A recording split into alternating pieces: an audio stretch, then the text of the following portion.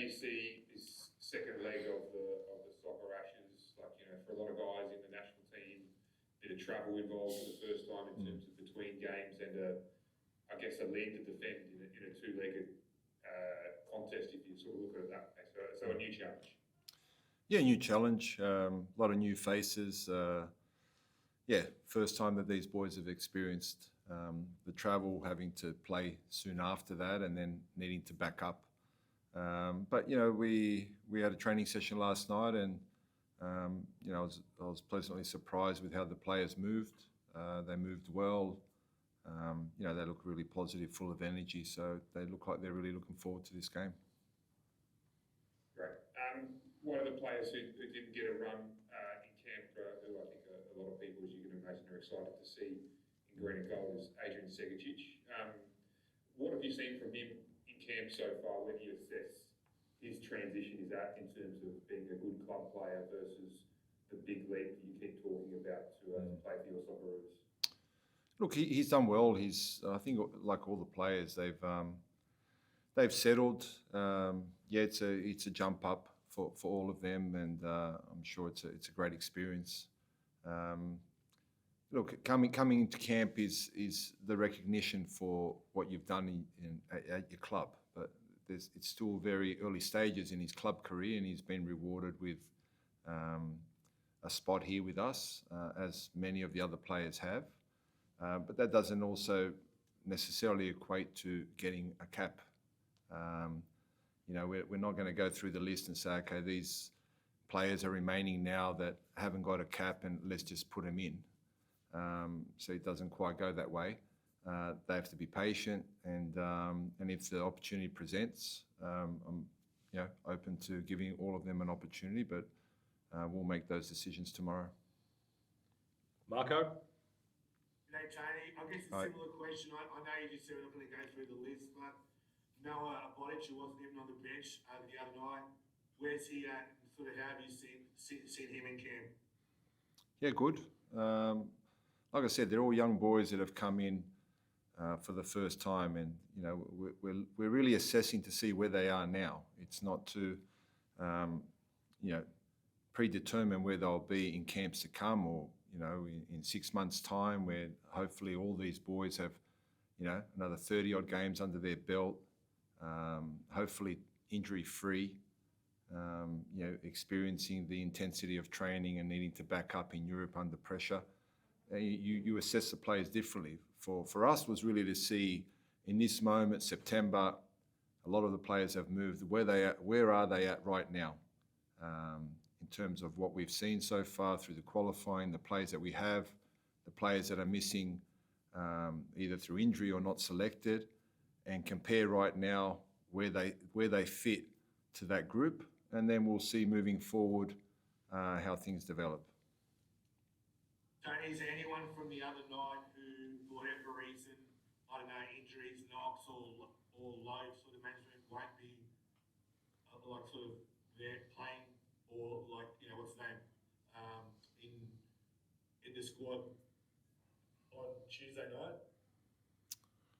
At the moment, thankfully everyone got through training last night unscathed.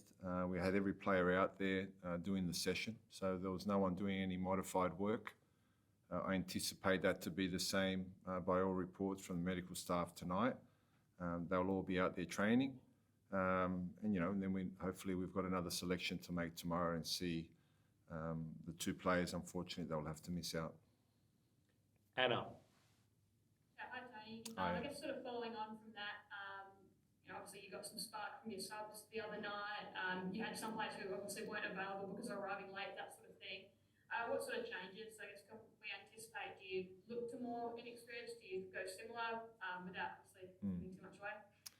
Yeah, I think it's just trying to get the balance right. I thought in the first half we probably showed a lack of experience in how we played.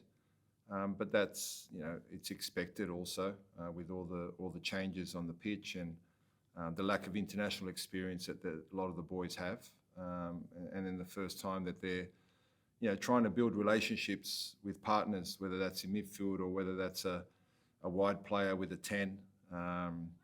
they're trying to build something that they haven't had yet, and you're trying to understand what the player likes, where they like to receive it, what are their strengths. And that comes with just training and playing together. And unfortunately, international football, we don't get a lot of time for that.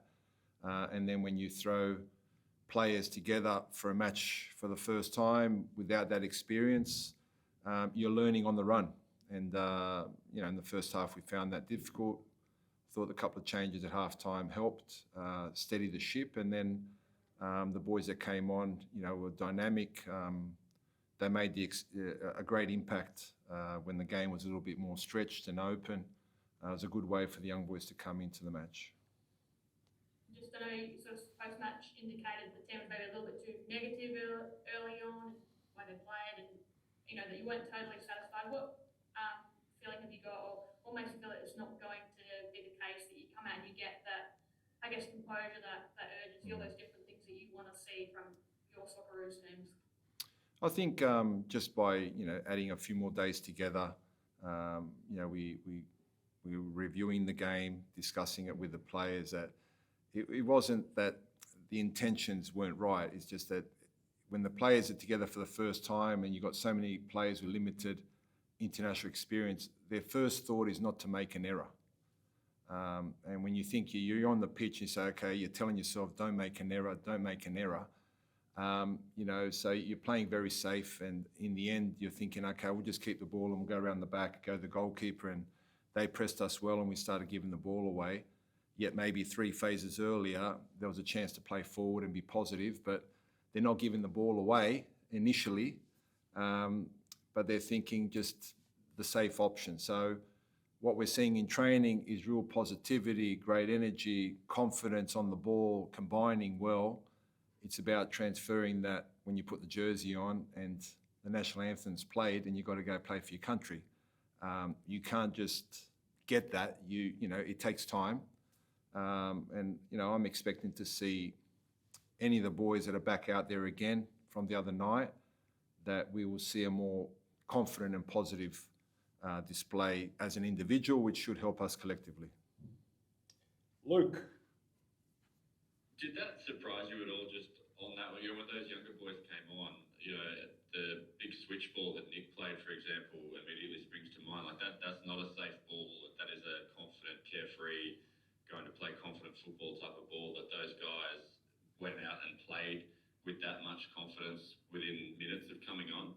Yeah, it was great to see, wasn't it? And the game had opened up by that stage, so it's a good moment for these boys to come into. And when you're a young player and your first 2 or 3 touches are very positive, that gives you the confidence and belief to try some more things and try and express yourself further.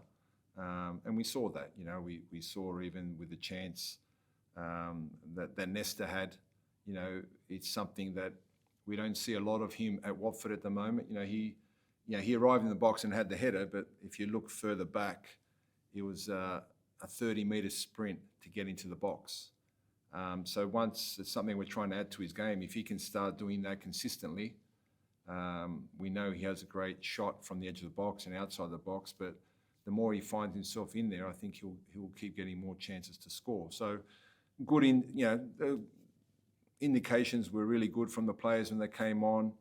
First few touches, positive. That helped the team. The game was already a little bit stretched.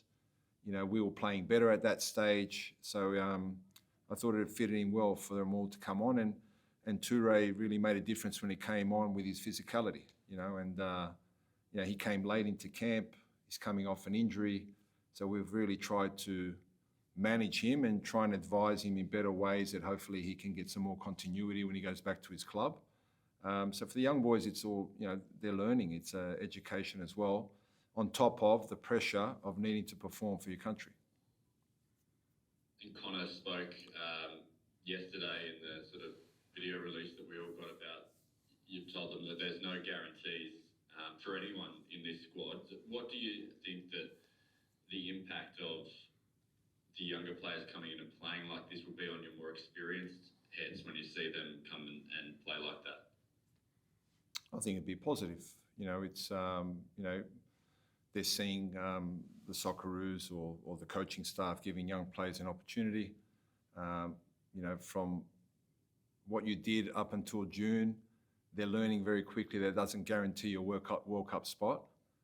It certainly guarantees you recognition and going down in history for what you did in the qualifiers. But now you need to keep performing, you need to keep playing well to get on that plane to go to the World Cup. And the young boys have as much an opportunity as the senior players. And we want to increase the pool of depth and quality, not just numbers.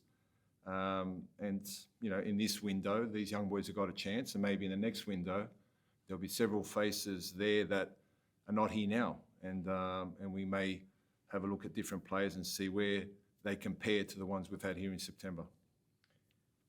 Martin, just before you ask a question, do you mind if we get your camera on, mate, if you're appropriate?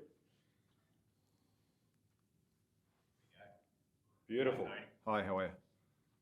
You've sort of touched on the impact that the players had when they came on late. Obviously, that was seen with the goal that was scored. Would you be comfortable with Nestri, Toure and Max starting at this stage, or do you think they're still better suited to coming on as those game changers like they did the other night? Look, it's not an easy question to answer right now. I think, it's not to say that a young player can't play or can't start.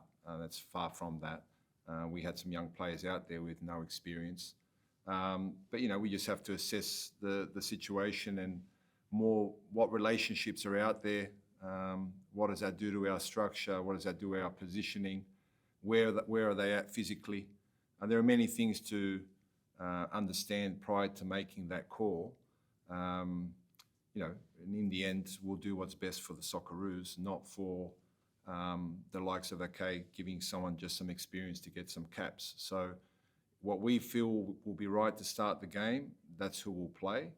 And if we feel players can come on to make that impact, to change the rhythm of the game or to enhance, control, then those players that come on will be in accordance with what's required in the game, not for what's required to give someone a cap. With all that in mind, though, is that as much about giving someone a starting cap, or is that more about, like you've spoken about, wanting to be more assertive with the ball from the get-go, presumably? Can you explain that? Sorry, that question? Well, you've spoken there about the Nestri, Toure, Max. Perhaps it's about giving them the starting cap, but you've also mentioned that you want the team to be more assertive. Yep. To not be too, conservative. Yep. Where do you find that balance then when you're trying to blend those two approaches? Yeah, I think that's key, and we can only, it doesn't mean that we'll get the balance right. It's you learn from what you see as well when they're out there. Being more assertive is just the players not wanting to, play safe and not give the ball away, but to actually do what they're doing in training. But you can tell a player that, in training, replicate this in the game, but, there's a reason why only a small group play for their country, and it's the reason why they're selected and why they have this talent. It's not easy, and you've got to start somewhere. So it's very different for a player that's got 50 caps to someone that's got less than 10. And how they deal with that situation, coming on or starting a match, being positive, being free, but being free within the guidelines of what we require for the Socceroos. Takes time, and I suppose when you put him in there, you learn a little bit more about each individual, and we're seeing some players becoming more comfortable as the camp goes on, and they're starting, and some players that maybe started below others in the first 2 days, I feel that maybe they've progressed and gone past a few. That's, we can only learn that by seeing them together. So unfortunately, we have limited time with these players, but the point of this exercise was to bring young, talented, potential players for the future and see where they fit in. And, we'll be happy either way. We have learned a lot about them, regardless of who gets minutes in this game. Final question from anyone?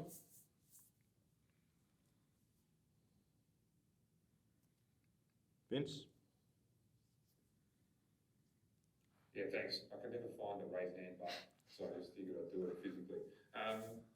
Tony, you mentioned combinations there and how important that is. I'm just wondering if you see anything that's there that you can build on between Nestri and Mohammed. Obviously, they've, I think, grown up playing football from the age of 12, 13, and Mo was talking to us after the game about, how much they enjoy playing together. I know they're not playing club football together, but is there something between them that you can work with? Possibly. They've got a really good close bond off the field, which I didn't know prior to camp, but I see the two of them always together and always in each other's company. So that's already a bond off the field. The time that they had together on the field, you could see they're trying to link up together and trying to combine. So that's maybe something we can see for the future, depending on how they progress and whether they're there or not will be determined. But we're always searching for that. You've got to look at there are so many different aspects and different players that are trying to build understanding. We only had Geordie, we haven't seen him since November. You've got Connor Metcalf that's only been with us in one camp prior to this one. So everything's still new for him. Although we see him and say, okay, he's more experienced, but it's new. Ale Chikari is only his second camp and he's still finding his way, although a talented player. So the more we can see the players, the talented players and what they can offer to the group, then the next step is, with the time that we have together to try and build relationships. But a lot of that is also dependent on how they're playing. Are they fit? Have they come off an injury? How long can they play out on the field to play at the level that's required? I'd love that to be a combination for the future. And if it is that, then, and it's a real positive one, that would be great.